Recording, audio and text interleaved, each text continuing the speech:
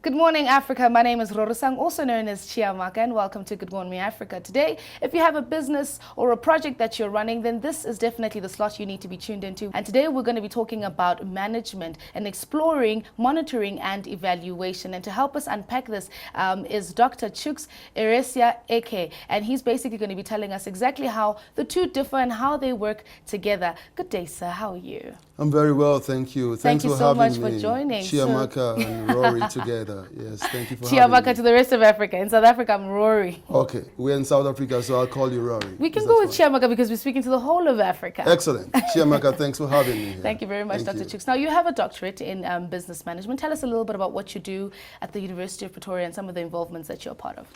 Well, I'm a senior lecturer at the University of Pretoria, and precisely everyone who works there is involved in some kind of community development, some kind of lecturing, and some kind of research. Yes. So it's a tripod upon which we all stand as lecturers, that we must be able to contribute to the body of knowledge through research, disseminate that to the students by lecturing, and also improve the community where we operate by investing and developing the people around us. In a nutshell, that's what it is. That's what it is. And I'm a proof of that because I am from the University of Pretoria. Excellent. So I was groomed by people like you. Speaks for itself. Thank you very much, sir. So today we're talking monitoring and evaluation approach. Is there a difference between monitoring and evaluation? I would like to suspect that because you use the conjunction word and in between the monitoring and the evaluation, that in itself is an indication that there is a difference. Yes. However, they may be complementary. You said to me now monitoring and evaluation. Monitoring describes an ongoing process of gathering information to track that we are making some kind of progress. Yeah. That's why there's an ing. You didn't say monitoring and evaluating. You said monitoring and evaluation. Yes. The ing is indicative of the fact that it is an ongoing and continuous process of gathering data to tell us where we are at any point in time. However, that may not be sufficient for making far-reaching management decisions. Okay. And this is why you turn to the notion of evaluation. And evaluation is an assessment of where we are at any point in time. I like to use examples to illustrate this because it resonates with the people better. The speedometer in your car is a monitoring device. For so long as you're driving that car, that speedometer continues to read. It is continuously reading. Monitoring. However, in order for you to establish whether you are over the speed limit or not, you undertake an evaluation. That evaluation is not undertaken all of the time. You don't look at your speedometer all of the time. You do it from time to time. And therefore, evaluation is an episodic, a time-to-time evaluation or assessment of where we are at the moment to determine whether that's where we're supposed to be. Okay, awesome stuff. What is it, like earlier on you mentioned that they're complementary. What is the relationship between monitoring, if I have a business or I have a project, what's the relationship between monitoring and evaluating, or the evaluation process rather? Well, they are complementary in the sense that monitoring simply tracks progress, but does not reveal the causality for where we are at the point in time. The basis for attribution cannot be seen through monitoring alone. And that's why you need to lean on to evaluation to determine why you're performing so well or performing so poorly, as it were. Monitoring generally generates only data that tells us where we are at any point in time. So we have to undertake some kind of assessment. The word evaluation, somewhere in that word is the word value.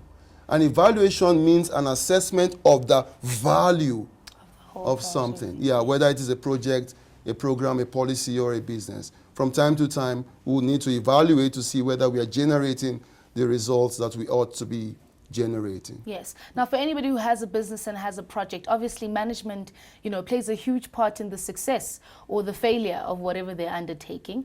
There's a concept called result-based management. What does that mean if you were to break it down for us? Well, results-based management is a management approach that focuses, as the name suggests, on results in order to improve accountability, because there is always an objective behind a business, a project, a program, a policy.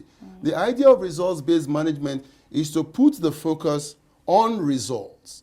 The reason is that in management, two notions are very important: the notion of efficiency and the notion of effectiveness. Efficiency is concerned with processes and whether resources are being well utilized or not. And many managers are bogged down with the bureaucracy of ensuring that a form is signed here and passed on to somebody else to sign. That's a process thing. That's an efficiency matter. But when it comes to developmental interventions, we cannot sacrifice effectiveness on the altar of efficiency.